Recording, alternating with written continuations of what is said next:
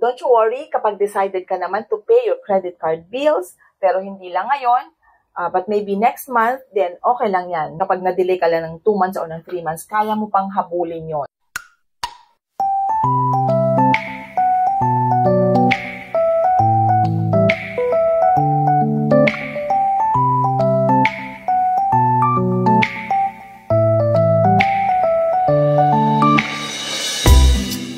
What you're gonna do is, na-delay ka ngayon, kapag na-settle mo, you try na in the future, hindi ka na mag-delay.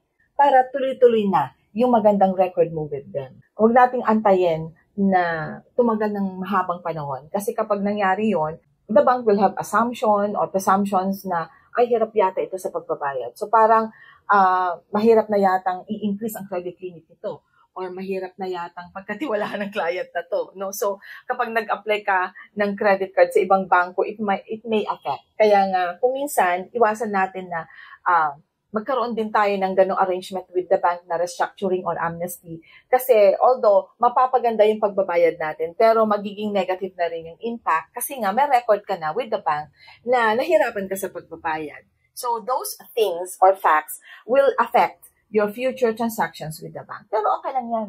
May mga ibang pagkakataon naman at may ibang mga chances naman na pwede nating ma-avail in the future. Kung sakali man na mangangailangan ulit tayo, I know that the Lord will provide other ways and means para lang masustain yung mga pangangailangan natin. Kasi hindi naman natin talaga makontrol ang mga bagay-bagay or could be siguro na along the way, medyo na-lose natin yung ating disciplinary ways and means to manage our credit card. Pero, ganun talaga yun. May mga pagkukulang naman talaga tayo. And it happens. Not all the time, but it happens.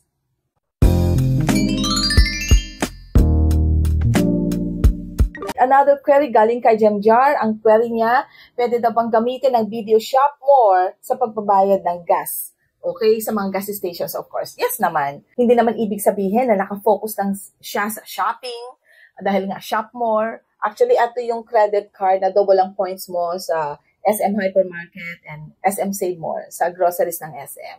Pero it doesn't mean na hindi na siya pwedeng gamitin kapag magpapagas tayo sa mga gasoline station.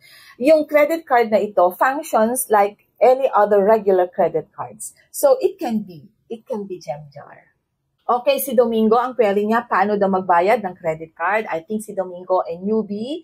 Okay, bagong user or credit card holder. Okay, Domingo, madali lang yan. Kapag meron kang GCash, Maya, or any e-wallets, o kaya may savings account ka with other banks, so gamitin lamang ang bills payment sa app na yan. And then, i-search mo yung pangalan ng credit card or yung bangko kung saan connected yung credit card mo, and then, everything follows there. Madali na lang kasi i-input na lang natin yung card number, yung amount to pay. So, tuloy-tuloy na yon. So, ganun lang yung pagbabayad. Madali lang. Kung hindi naman e-wallet ang gagamitin mo, halimbawa may bangko ka sa PNB, Metro Bank, use the app. Yung app lang naman ang kailangan natin para makapagbayad tayo o makapag-transfer tayo ng payment sa ating mga credit card. And with that, it will be very easy for you and makakasanayan mo rin yan. So practice lang talaga yan. Madali lang. Thank you so much for your query. Alright, last query galing kay BN. Tanong niya kung paano daw mag-request ng credit limit increase from Banco de Oro. Actually, Karen, kahit hindi ka mag-request ng credit limit increase from BDO because they will be able to identify if you are qualified for a credit limit increase. So, ibig sabihin, kahit wala kang gagawin, they will be able to know kapag deserving ang account mo for a credit limit increase. So, kailangan lang mataas ang credit score, mataas ang credit history, and credit standing, especially the credit score. Kasi doon nagbe-base ang mga bangko sa pagbibigay ng credit limit increase. However, if you still want to know it personally, you can ask naman or call the customer service representative of BDO, and then maybe the CSR will assist you or discuss with you furthermore regarding to credit limit increase. But I, for one, with my own knowledge, kahit kasi hindi ka mag-a-apply, the bank can detect or identify if deserving or applicable ang credit limit increase sa account mo. So there you go, Karen. Thank you so much.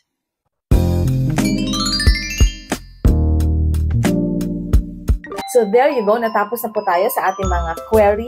Maraming salamat po sa pagpapadala ng inyong mga questions, and pasensya na kapag hindi ko agad nasasagot because I am bombarded with workloads because of course empleyado po ako and I need to work. Kaya kung minsan hindi ko nasasagot yung mga queries ninyo, but I will try my best to make a content na lang para ma-cater ko o masagot ko yung inyong mga queries. Maraming salamat po. So once again, from the bottom of my heart, thank you very much. And doon po sa mga dumadaan lang sa ating YouTube channel na hindi pa nakapag-subscribe, sana po makapag-subscribe na din kayo. And please always tap the notification bell down there so that you will always be notified kapag mayroon tayong bagong video. Maraming salamat po, and kahit anong klaseng pagsubok meron tayo sa buhay, remember, life is beautiful because God is so good. Bye everyone!